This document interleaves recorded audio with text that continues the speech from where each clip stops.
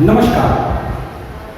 आज हम एक अच्छा विषय लेकर और कुछ एक बातें जो ज़्यादातर लोगों को पता नहीं होती हैं, एक ऐसा पाठ, एक ऐसा विषय जिसमें छिपा हुआ है, जहाँ पर शादी ब्याह में अक्सर औरतें महिलाएं अपने हाथ में सजाने के लिए, हाथ को सुंदर दिखाने के लिए भिन्न भिन्न प्रकार के आभूषण पहनती हैं। उनमें से एक होती है चूड़ियाँ। हमारे पाठ का नाम दिया है चैप्टर 2 प्रकरण लाख की चूड़ियाँ। लेखक का नाम है कामतानाथ। अब आप लोगों ने देखा होगा, भारत में इतनी आधुनिकताएं कभी भी नहीं आई हैं। 50, 60 या 70 साल पहले, 80 साल पहले की अगर बात की जाए तो भारत मैन्युफैक्चरिंग क्षेत्र में नहीं था।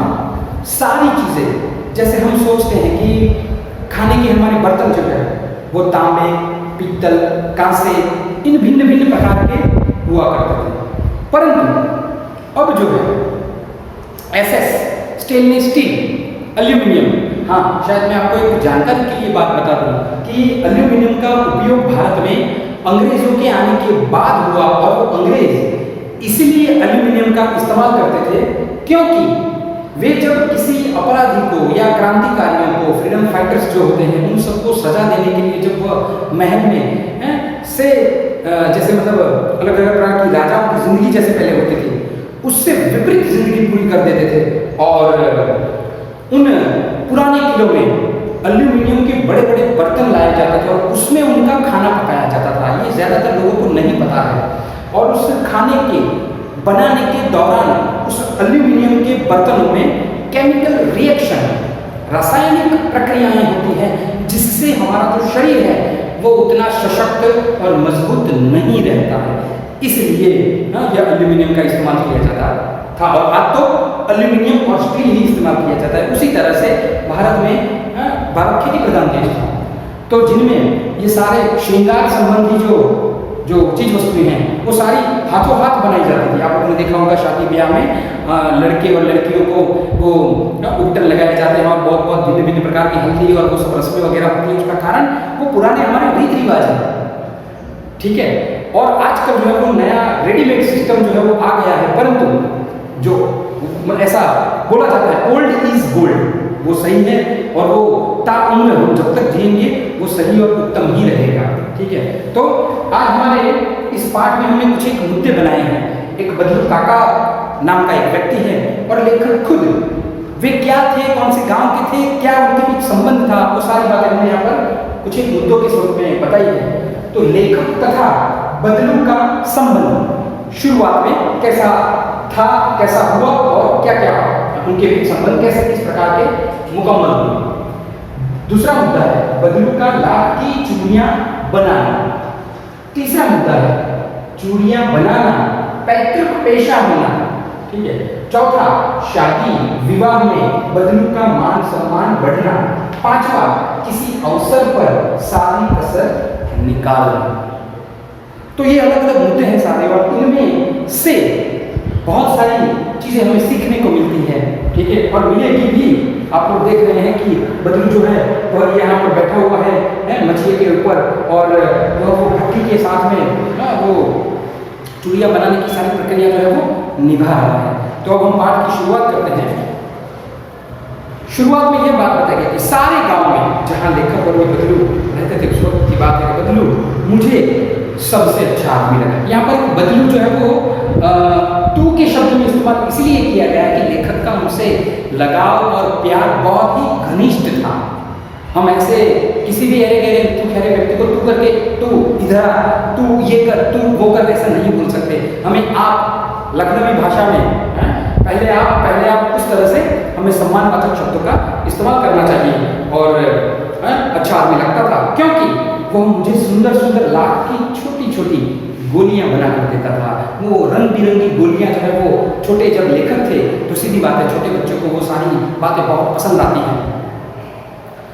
मुझे अपने मामा के गांव जाने का सबसे बड़ा, ये लेखक के मामा के गांव की बात है और वहाँ पर जब लेखक जाते थे तो वहाँ गांव में जाने का सबसे बड़ा चाव यही था। चाव मतलब वो मन से जाते थे। इसीलिए जाते थे कि जब मैं वहाँ से लौटता तो मेरे पास ढेर सारी गोलियाँ, जैसे कंचे होते हैं उसी तरह से रंग बिरंगी गोलियाँ, जो किसी भी बच्चे का मन मोह लेती है। जो किसी सीधी बात है, आप लोगों ने देखा होगा कि छोटे 5-7 साल या 10 साल के जो बच्चे होते हैं, ज़्यादातर अब तो उनमें भी मैच्योरिटी आने लगी है, 5-7 साल के जो बच्चे होंगे उनको अगर आप 10-12 खिलौने ला देंगे तो उनमें से पहले वो सारे इकट्ठा करेगा, फिर उसमें से सोचेगा कि मुझे कौन सा खेलना है, ये लूँ, थोड़ी देर वो खेलेगा, फिर उसके बाद ये लूँ, उसके बाद थोड़े अंतराल के बाद उसकी जो चॉइस करने की, उसकी जो पसंद करने की जो सिस्टम है उसमें बदलाव आता रहेगा, क्योंकि थोड़ी देर के बाद उसका मोह भंग होना शुरू हो जाता है।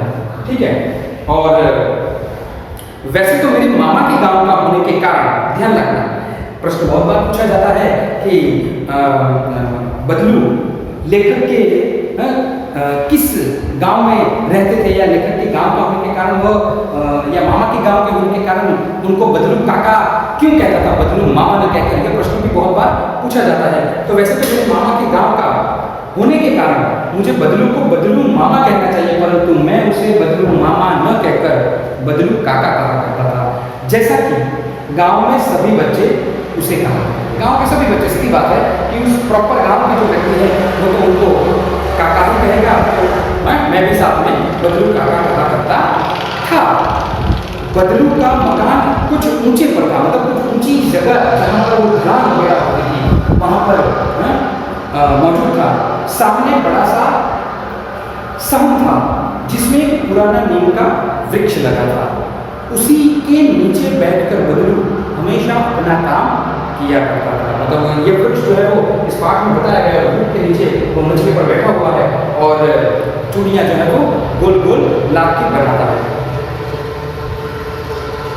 बगल में भट्टी दहकती रहती, भट्टी मतलब उस लाख की जो वस्तुएं होती हैं, उस लाख में से उसको लाख को थोड़ा बहुत पिघला कर उसको फिर वो गोलाकार आकार प्रदान करना, जिससे वो औरतों के हाथों में, कलाइयों में पहनने के वह लायक बन जाए, इसलिए वह लाख की ऐसी चूड़ियाँ बनाता था जिसमें वह लाख पिघलाया करता था। देखिए शब्द है कि पहले वो लाख पिघलाता था, उसके बाद उसको एक अच्छा आकार देता था, उसके बाद उसमें फिर रंग भरता था। तो सामने एक लकड़ी की चौखट पड़ी रहती थी जिस पर लाख के, ध्यान रखना, जिस पर लाख के मुलायम होने पर वह उसे सलाख के समान पतला करके चूड़ी का आकार देता था। ऐसे चूड़ी, या जैसे अंग्रेजी में शायद उसको बैंगल्स बोला जाता है, जो आजकल औरतें जो है वो पहनती हैं। और आजकल तो बात ये भी हो गई है कि शायद मशीन युग हो गया है, तो वो सब रेडीमेड भी अब आने लगा है। आज की आधुनिकता, 21वीं सदी की जो आधुनिकता है वो इन पुराने पुश्तैनी जो धंधे हैं, जो व्यापार है, उनके ऊपर थोड़ा बहुत असर डालने लगे हैं। पास में 4-6 विभिन्न आकार की बेलन नुमा मुंगेरियां रखी रहती थी, जो आगे कुछ पतली और पीछे से मोटी होती थी, क्योंकि आगे अगर पतली नहीं रखेंगे तो वो चूड़ियाँ अंदर जाएंगे नहीं, और आगे से पतली और पीछे से मोटी, ताकि वो जो चूड़ी बनी हुई है, जो बैंगल जो वो अच्छी तरह से गोल उसको आकार मिले। ठीक है। और लाख की चूड़ी का आकार देकर वह उन्हें मुंगेरियों पर चढ़ाकर गोल और चिकना बनाता। गोल और चिकना बनाता इसका कारण ये है कि अगर वह चिकना नहीं बनाता तो क्या होता, तो उसमें थोड़ी थोड़ी खरोंचे रह जाती, और जब औरतें या महिलाएं जब हाथ में वह चूड़ियाँ पहनती तब शायद उनको लग सकती थी, या उनको थोड़ा नुकसान हो सकता है, उनका हाथ जो है वो छील सकता है। उसी के कारण यह बात यहाँ पर बताई है। और फिर क्या है, चिकना बना था, और तब एक एक कर पूरे हाथ की चूड़ियाँ बना चुकने के पश्चात वह उन पर रंग बिरंगी लाल, हरा, पीला, नीला, भिन्न भिन्न प्रकार के रंग बनाता था और रंग भरता था। हम तो ऐसे मतलब मान लीजिए कि सीधे ही उस मूल को देखें तो लाल है, हरी है, पीली है, वो भिन्न भिन्न प्रकार के रंग जो है उनमें भरे जाते हैं। आपको अगर शायद आप लोग जयपुर गए हैं तो जयपुर में हल्दी और बाकी बहुत सारे ऐसे कुदरती कृत्रिम रंगों की बजाय कुदरती रंगों से बहुत सारी साड़ियों का कलर उनमें भरा जाता है और उनमें डिज़ाइन बनाई जाती है, और बहुत कुछ रॉ मटेरियल जैसे जो होता है उसमें से लड़कियों के ड्रेस वगैरह होते हैं या ये जो साड़ी वगैरह होती है औरतों की, उनमें वो डिज़ाइन वगैरह जो है वो उन कलर की, हल्दी की और बाकी सब की, अशोक के जो पत्ते आते हैं उनके ग्रीन कलर वगैरह से जो इस्तेमाल किए जाते हैं। तो इस प्रकार जयपुर में यह पैतृक पेशा जो धंधा है वो आज भी चलता है और वो कुदरती स्वरूप से होता है। उसकी डिज़ाइन बहुत ही हटके और अलग होती है, ठीक है। जैसे घर पर जो गृहस्थ जो लोग होते हैं वो यह पेशा ज़्यादातर अपनाते होते हैं। तो यहाँ पर यही बात है कि वह मुंगेरी के ऊपर चढ़ाकर लाख की गोलियाँ मुंगेरी के ऊपर चढ़ाकर उसे गोल और चिकना बनाता, तब एक एक कर उसे पूरे हाथ में मतलब बना के वो पूरा तैयार करके उसके पश्चात उन पर रंग करता था। बदलू यह कार्य सदा ही एक मचिए पर बैठकर करता था और जो बहुत ही पुरानी थी मछली पर, जो छोटी सी एक मछली के समान आती है जिसमें जिसके ऊपर बैठकर हम हमेशा आराम से एक व्यक्ति की बैठने की व्यवस्था होती है और उसमें से हम काम काजी सारा अपना काम जो है वो कर सकते हैं। तो लेखक का तथा बदलू का संबंध उसी तरह से लेखक के मामा के गांव के होने के कारण सबका संबंध इस प्रकार का था और वे बदलू मामा ने कहकर गांव के जो लोग बच्चे बोलते थे वैसे ही बदलू काका कहकर उनको बुलाते थे।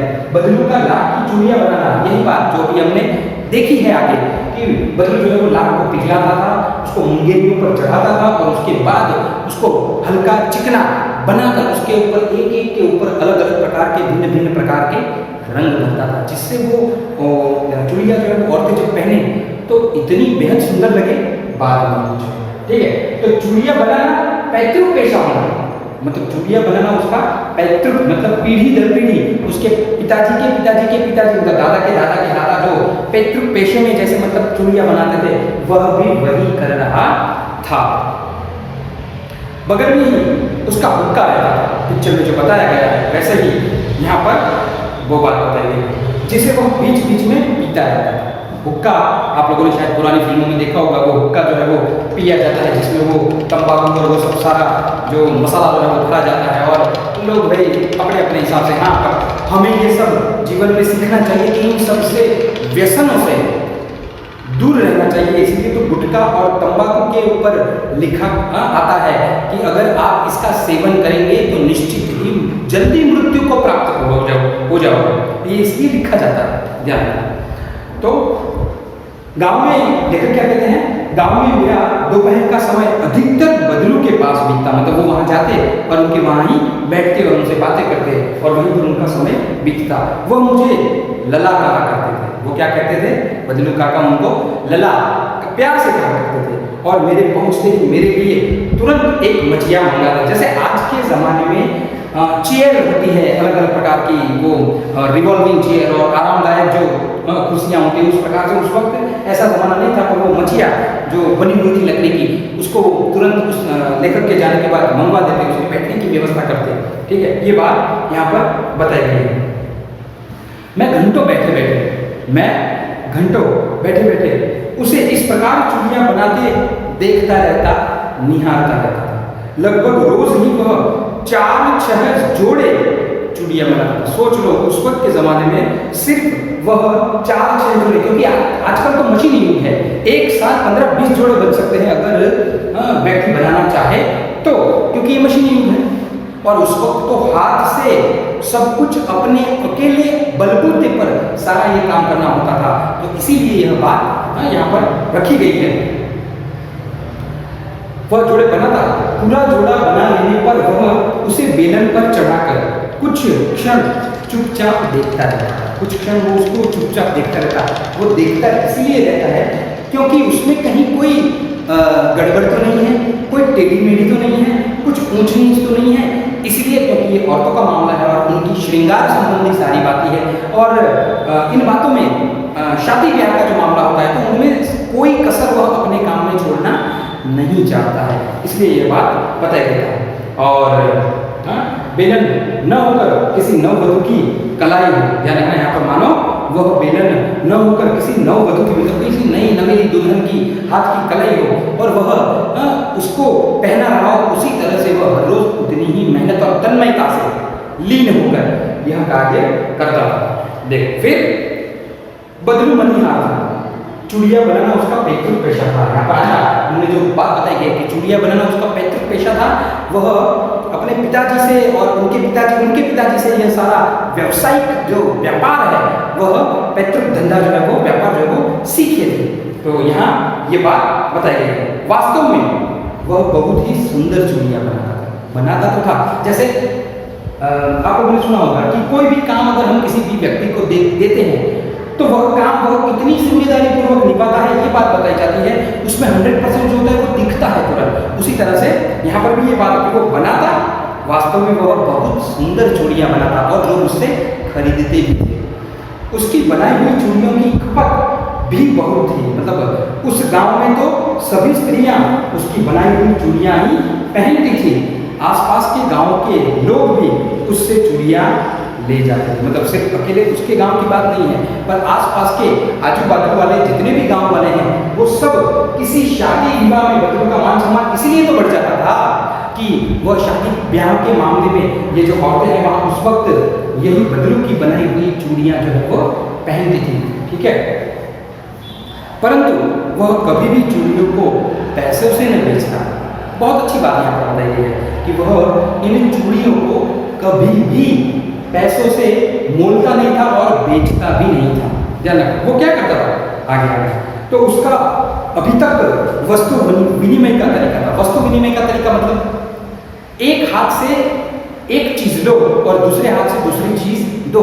वहां उस वक्त व्यापार जो होता था वो पैसे की लेन देन से नहीं होता था। मान लीजिए कि किसी व्यक्ति को अनाज के अंदर गेहूं चाहिए और किसी व्यक्ति को बाजरा या मक्का चाहिए, तो बाजरा वाला सामने वाले को बाजरा देगा और मक्का वाला सामने वाले को मक्का देगा या तो गेहूं देगा। पैसे का उस वक्त इतना मूल्य उस वक्त नहीं था और वस्तु विनिमय का आपसी लेन देन का व्यवहार जो है वो उस वक्त भारत में मौजूद था। रुपये का चलन तो बाद में आया। ठीक है, ध्यान रखना। लोग अनाज के बदले उसे चूड़ियाँ ले जाते थे। मतलब चूड़ियाँ ले जाते, मैंने जो आगे बोला कि किसी को चूड़ियाँ चाहिए तो वो उसको अनाज देते। अनाज में भी किसी भी प्रकार के गेहूँ, चावल, मक्का, बाजरा, ठीक है, ज्वार, कुछ भी हो सकता है और चूड़ियाँ उससे ले जाते थे। हैं, ठीक है। बदलू स्वभाव से बहुत सीधा था। बदलू स्वभाव से बहुत सीधा था। कभी कभी उसे किसी से झगड़ते लेखक ने कभी देखा नहीं था।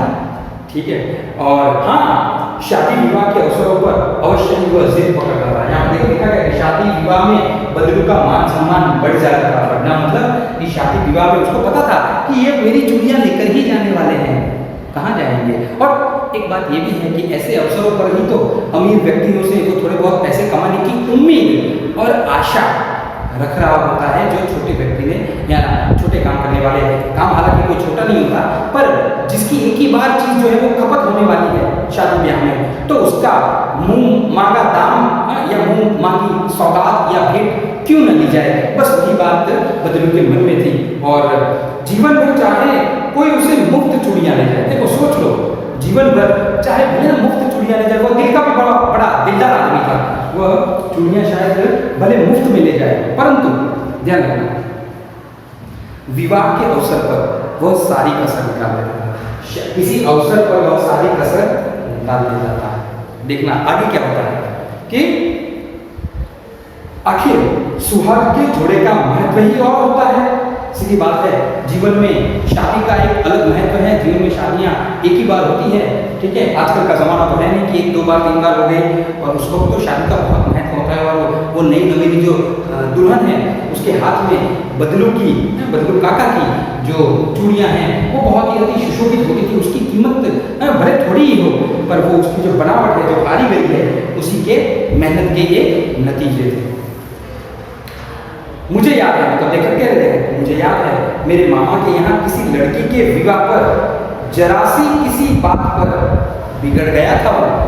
हाँ, सोच लो, जरा सी किसी बात पर वह बिगड़ गया था, ये बात बताई गई है। और फिर उसको मनाने में लोहे लग गए थे। मतलब उसको कुछ और चाहिए होगा और शायद सामने लड़की वालों ने शायद उसे कुछ और दिया होगा या कोई चीज़ कम दी होगी, तो शायद अनजाने में ही सही वह जिद पकड़ने लगता था और उसको फिर मनाने में लोहे लग जाते। मतलब बहुत कठिन बात थोड़ी हो जाती थी। ये बात यहाँ पर बताई गई है। विवाह में इसी जोड़े का मूल्य इतना बढ़ जाता था कि उसके लिए उसकी घरवाली को सारे वस्त्र मिलते, भेंट सौगात, मतलब ये जो चूड़िया का जो जोड़ा है वो बना था, तो उसके लिए बदलू काका की घरवाली, उनकी धर्मपत्नी को वस्त्र मिलते, भेंट सौगातें मिलती, मिठाइयाँ मिलती, बहुत कुछ मिलता और ढेरों अनाज मिलता, वस्त्र मिलते, उसको अपने लिए पगड़ी मिलती और रुपये जो मिलते वो सो अलग बात है। मतलब ये इसीलिए तो लिखा गया है यहाँ पर कि किसी अवसर पर सारी कसर जो है वो बदलू काका जो है वो निकाल देते थे। उसका कारण यही था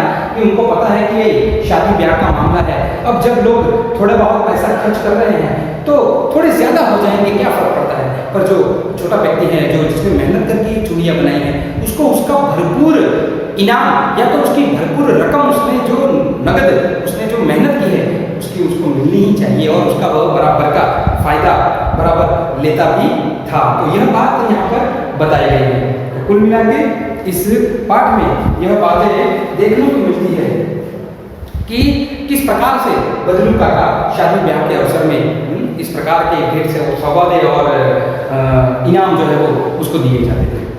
यदि संसार क्या लिखा गया है यहाँ पर लेखक और उनके द्वारा, तो यदि संसार में बदलू को किसी बात से चीड़ थी तो थी वह कांच की चूड़ी। ध्यान रखना, बदलू बहुत बार पूछा जाता है बदलू काका को किस चीज़ से नफरत थी या चीड़ थी या कौन सी बातें उन्हें नापसंद थी। तो एक ही प्रश्न जो है वो बार बार अलग अलग तरीकों से, भिन्न भिन्न तरीकों से हो सकता था। यदि किसी भी स्त्री के हाथों में उसे कांच की चूड़ियाँ दिख जाती तो वह अंदर ही अंदर कुट उठता, उसे बहुत गुस्सा आता था और कभी कभी तो दो चार बातें भी सुना देता था। क्या कहा गया है यहाँ पर कि ये बात यहाँ पर बताई है कि कभी कभी उसे शायद वह लाख की चूड़ियाँ बनाना ही पसंद था और यह आधुनिक चूड़ियाँ जो कांच की जो औरतें या लड़कियाँ या महिलाएं पहनती उसे शायद वो पसंद नहीं था और वो कभी कभार उनके हाथ में वो देख लेता तो शायद गुस्सा हो जाता था, चिढ़ जाता था। शायद कभी कभार एक आध दो शब्द अगर अपने नजदीक के हैं तो शायद वो कह भी देता होगा कि इससे बेहतर है आप लाख की चूड़ियाँ क्यों नहीं पहनती, कांच की चूड़ियाँ क्यों पहनती हो। ठीक है, और देखो यहाँ पर यही बात है कि और कभी कभी तो वो दो चार बातें सबको सुना भी देता था। यही बात है कि वो दो चार बातें सुनाने का तात्पर्य ईर्ष्या या द्वेष भाव नहीं था, पर उसकी विचारधारा इसके पीछे अलग प्रकार की थी। ठीक है, मुझसे तो वह मतलब लेखक से तो वह घंटों बातें किया करते थे। कभी कभी मेरी पढ़ाई के बारे में पूछते, कभी मेरे घर के बारे में पूछते और कभी यूं ही शहर के जीवन के बारे में वह पूछते रहते हैं। मैं उससे यहाँ पर देखो वो एक दोस्ती का संबंध है, उनसे की जगह उससे इस्तेमाल किया गया है कि मैं उससे कहता कि शहर में सब कांच की चूड़ियाँ तो पहनते हैं, शहर में सब कांच की चूड़ियाँ पहनते हैं। तो वह उत्तर देता शहर की बात और है लल्ला। वो क्या कहते हैं कि शहर की बात अलग है, वहाँ पर तो आधुनिकता है, वहाँ पर कोई रोक टोक नहीं है, वहाँ पर गांव का जीवन जो है वो अलग प्रकार का होता है और शहर का जीवन जो है वो अलग प्रकार का होता है। और लला वहाँ तो सभी कुछ होता है। और एक हंसने वाली बात यहाँ पर जोरदार आती है कि वहाँ तो सभी कुछ होता है, वहाँ तो औरतें अपने मर्द का हाथ पकड़कर घूमती भी है। देखो सोचो, तो यहाँ पर एक मर्यादा का प्रश्न भी आता है कि पहले के जमाने में ऐसा मतलब माना जाता था, देखा जाता था कि पति पत्नी जो है वो साथ में चलते तो एक दूसरे का हाथ पकड़ कर नहीं चलते। आजकल के जो फैशन के जो जमाने हैं, टू व्हीलर में चलते रहना, हाथ पकड़ कर चलते रहना, तो ये सब जो नई आधुनिकता आई है उनमें शायद परिवर्तन और बदलाव पूरा आ चुका है। और जो बदलू काका है वो बहुत क्रोधित होते, उनको गुस्सा बहुत आता कि वहाँ पर तो औरतें जो है वो अपने पति का हाथ पकड़ कर चलती, उनको शर्म नहीं आती क्या।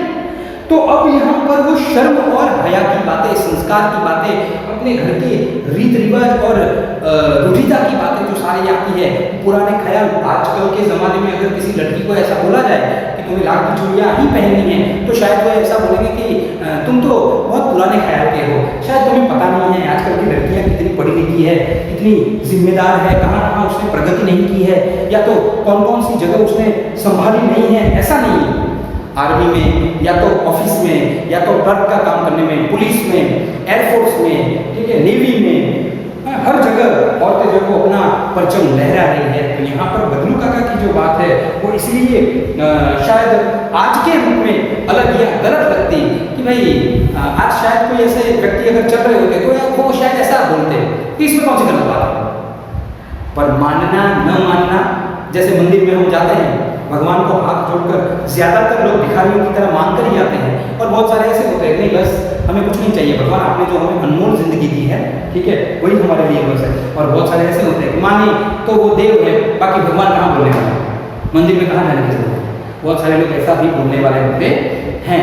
तो आपने दीवार पिक्चर शायद देखी होगी, और आखिर में उसमें अमिताभ बच्चन जो है वो मंदिर में जाता है और भगवान से मांगता है और उसकी इच्छा पूरी भी होती है। मतलब कुल मिला के बात यह है, पुराने ज़माने में, हम पुराना इसलिए कह रहे हैं क्योंकि मैं खुद भी उस वक्त जन्मा नहीं था, 1950-60 तक की बात है, 70 तक की बात है, कि भारत में आधुनिकता ने धीरे धीरे धीरे अपने पैर पसारे थे, धीरे धीरे लोग जो है वो अपने कदम बढ़ा रहे थे। तो इसलिए उस वक्त शर्म, जो शर्म नाम का शब्द है वह बहुत मायने रखता था। लड़कियां अकेली कहीं घूमती नहीं थी। अरे इवन की लड़कियों के लिए ऐसा माना जाता था बहुत बार कि लड़कियों का तो काम ही क्या है, उनको झाड़ू पोछा बर्तन और वही सब तो करना है, और ससुराल जाना है, घर संभालना है। आजकल उल्टा हो गया है, अब लड़कियां सशक्त हो रही है, वो नौकरी पेशा हो रही है, वो घर संभाल रही है। बेटा अगर माँ बाप को बूढ़े होने के बाद वृद्धाश्रम में अगर नहीं संभाल रहा है तो शायद लड़कियां उनका हक ले रही है, जमीन जायदाद में अपना हक ले रही है, और बहुत सारी बातें जो है वो लड़कियां जो है वो अपने हक को अब जमा रही है, अपने स्टेटस, अपनी बातों को रख रही है। तो ये सारी बातें जो है वो यहाँ पर दिख रही है। तो कुल मिला के बात यह है कि बदलू काका और लेखक के बीच में शहर की और गांव की बातें हमेशा होती रहती हैं। और मैं ये खुद मानता हूँ कि शहर में थोड़े बहुत अलग रीति रिवाज होते हैं, वहाँ पर आज़ादी होती है, घूमना फिरना बैठना उठना, उसमें कोई शर्म या बेहयाई नहीं होती। पर गांव में इधर उधर घूमना, इधर उधर मस्ती करना, इधर उधर कुछ बोलना, बिना सोचे समझे कुछ कार्य करना, ये सब बातें बेवकूफ़ी में गिनी जाती है। इसीलिए यहाँ पर बदलू काका जो है वो बोलते हैं कि वहाँ पर औरतें अपने मर्द का हाथ पकड़कर घूमती रहती है, और फिर उनकी कलाइयाँ भी तो नाजुक होती है ना, मतलब वो जल्दी टूट भी जाती है। क्यों? क्योंकि वो खेत में काम नहीं करती है, मजदूरी नहीं करती है, सशक्त नहीं होती है। और सशक्त अगर हम नहीं होंगे तो हमारा शरीर भी मजबूत नहीं होगा, हम मेहनत नहीं करेंगे। मतलब वहाँ की औरतें उतनी मेहनत नहीं करती है, ऐसा कहने का शायद यहाँ पर मतलब है। वहाँ की औरतों की कलाइयाँ बहुत नाजुक होती है ना, लाख की चूड़ियाँ पहने तो मोचना आ जाए। बदलू काका यही कहते हैं कि अगर लाख की चूड़ियाँ वह पहनेगी तो शायद उनकी कलाइयों में मोच आ जाएगी। तो आज हम इस प्रकार से इस पाठ के इस पहले अंश को समाप्त करते हैं। हम मुद्दे सारे एक बार फिर देख लेते हैं कि लेखक तथा बदलू का संबंध कैसा रहता है और वो किस प्रकार अपने संबंध को आगे बढ़ाते हैं। बदलू काका का लाख की चूड़ियों का बनाना, वो अलग अलग प्रकार से लाख की चूड़ियाँ बनाते थे, भट्टी में लाख पिघलाकर चूड़ियाँ बनाना उनका पैतृक पेशा था। उनके पिताजी भी शायद वही करते थे। और शादी विवाह में बदलू काका का मान सम्मान और बढ़ जाता था, और किसी अवसर पर सारी कसर वह निकाल देते थे। क्यों? क्योंकि उसी वक्त तो मौका था, भेंट सौगात रुपया पैसा पगड़ी सब कुछ उनकी बीवी को भी मिलता था और उनको भी मिलता था, और वो उनका हक मानते थे, इसीलिए लेते थे। ठीक है, तो इतनी बात आज हम कर रहे हैं, और बाकी बातें शेष बातें जो है वो हम आगे के लेक्चर में कंटिन्यू करेंगे। धन्यवाद।